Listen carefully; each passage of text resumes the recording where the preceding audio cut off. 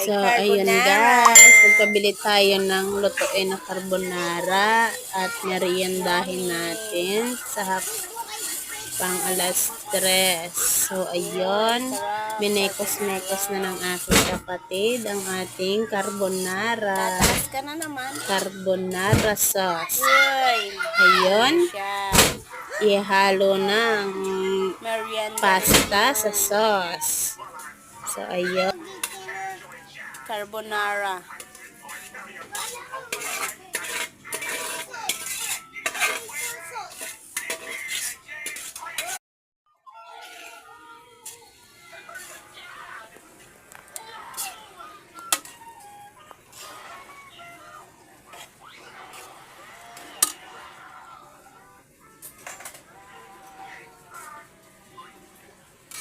Hinalo na.